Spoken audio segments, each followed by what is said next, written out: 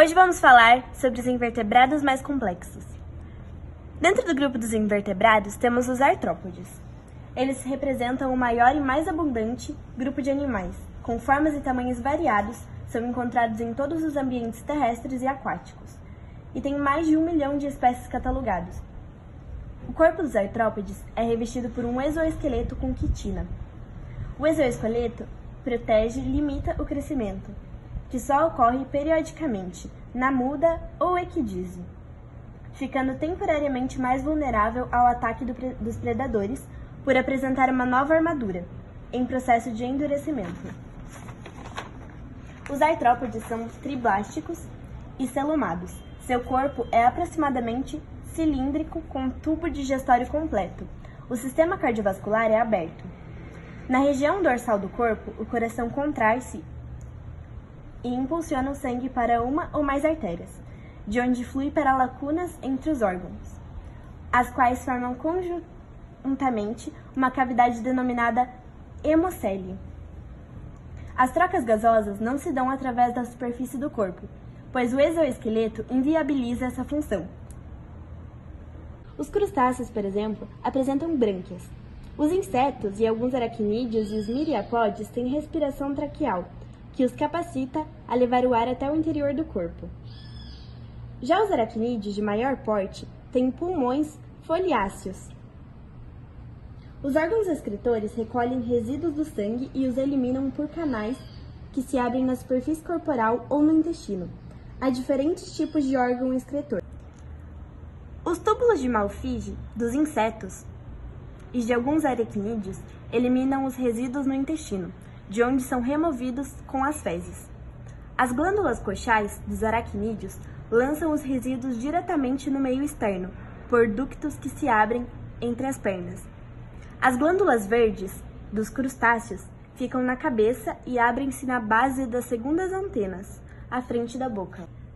Vamos falar agora um pouquinho sobre cada grupo. Os crustáceos. A maioria dos representantes são marinhos. Entre os mais conhecidos encontram-se os decapódios. O corpo dos crustáceos é constituído por cefalotórax e abdômen. Há 2 pares de antenas com funções sensoriais. Do cefalotórax saem longas pernas torácicas, que o animal usa para caminhar. O primeiro e o segundo pares podem ser adaptados, formando os quelipódeos. O animal usa para proteção e captura de alimentos. As pernas abdominais, mais curtas e semelhantes a remos, permitem nadar. Durante a cópula, em geral, o macho utiliza as apêndices, modificados para transferir espermatozoides para a fêmea. Depois da fecundação, os ovos geralmente são incubados, permanecendo aderidos à superfície ventral do corpo da fêmea, até a formação das larvas nadantes, que passam por várias fases, até que se convertem a adultos. Suas queliceras seguram e trituram as presas, podendo inocular peçonha. E os pedipalpos prendem, comprimem ou cortam as presas. O corpo das aranhas apresenta cefalotórax e abdômen, ligados por um pedicelo. Tem 8 olhos simples. As queliceras inoculam as presas. A peçonha, cujas enzimas digerem os tecidos moles. O corpo dos escorpiões é dividido em cefalotórax e abdômen, que se protege em um pós-abdômen, cuja extremidade fica o aguilhão, que inocula a peçonha. As queliceras, nesse caso, funcionam para triturar a presa, manipulada por grandes pedipalpos em forma de pinça. Agora vamos falar sobre os merostomados, quelicerados aquáticos. Seu principal representante tem uma grande carapaça dorsal, em que se notam 2 olhos. A segmentação do corpo só é evidente na região ventral, onde há 4 pares de perna. O abdômen tem uma projeção afilhada, posterior e brânquias em sua face ventral. Esse animal é encontrado no Atlântico Norte, onde vive no fundo do mar como necrófago e predador onívoro. Procura águas rasas na época da reprodução, quando as fêmeas depositam os óvulos, sobre os quais os machos liberam os espermatozoides. O desenvolvimento é indireto. Insetos. Já foram descritas aproximadamente 1 milhão de espécies de insetos, mas acredita-se que o verdadeiro número possa ser até 10 vezes maior, o que os credencia como o mais diversificado grupo de animais. O corpo dos insetos divide-se em cabeça, tórax e abdômen. Encontram-se os espiráculos no abdômen, a abertura do sistema respiratório traqueal. Os quilópodes e diplóides. Eles apresentam o corpo dividido em cabeça e tronco. São carnívoros predadores de minhocas e de outros insetos terrestres. Os diplóides, cujos representantes mais conhecidos são os piolhos de cobra, são semelhantes morfologicamente aos quilópodes, com exceção de que a partir do quarto segmento torácico existem 2 pares de perna e não somente um. A maioria dos diplóides é herbívora. Em alguns sistemas de classificação, muitos autores os consideram um grupo de transição entre os anelídeos e os artrópodes. O outro grupo que compartilha características com os artrópodes são os chamados tardigrados. São os organismos menos conhecidos, muito em parte por seu tamanho diminuto, com menos de 1 milímetro, que vivem no filme de água acumulado em musgos, líquens e solo úmido. Vamos falar um pouquinho mais sobre os moluscos. Eles apresentam um corpo mole e, diferente dos artrópodes e anelídeos, eles não são segmentados. E o corpo é delgado. Eles são mais vulneráveis a agressões e têm maior dificuldade de sustentação. Os representantes do filo molusco são encontrados em água doce e água salgada, e menos frequentemente em ambientes terrestres. É comum nos moluscos, como as ostras e os caramujos, a existência de um exoesqueleto calcário, a concha, como 1 ou 2 valvas. E tem também a lula, uma coxa interna. Os moluscos têm geralmente simetria bilateral, relacionada com a cefalização e o maior desenvolvimento do sistema nervoso. Os gastrópodes e cefalopódeos têm rádula, espécie de língua denteada que pode ser colocada para fora da boca, raspando e fragmentando os alimentos. Tem também moluscos filtradores. Esses não têm rádulas e sim brânquias, altamente desenvolvidas, e atuam na capacitação e na expulsão de partículas alimentares.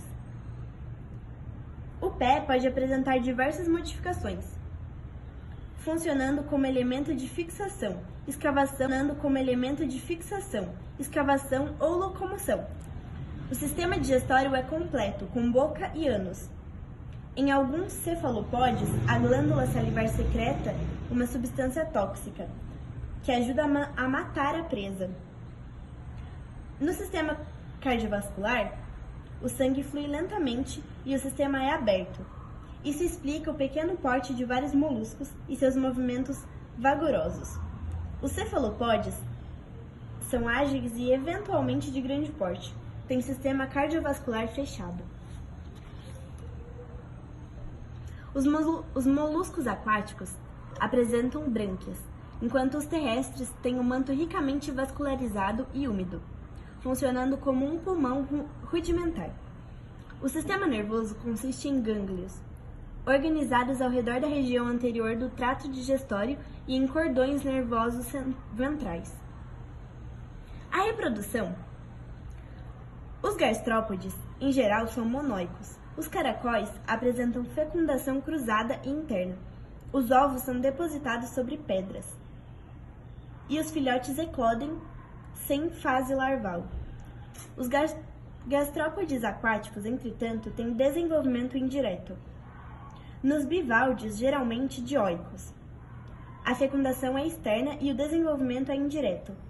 O zigoto origina uma larva ciliada nadante. Entre os cefalopódeos, quase todos dioicos, a fecundação habitualmente ocorre na cavidade do manto e o desenvolvimento é direto. Sobre agora os equinodermos. Animais exclusivamente marinhos. E uma de suas características mais marcantes é a simetria pentarradial, que permite a divisão do corpo em 5 partes simétricas. A maioria dos equinodermos, representados pela estrela do mar, bolacha da praia e ouriços do mar.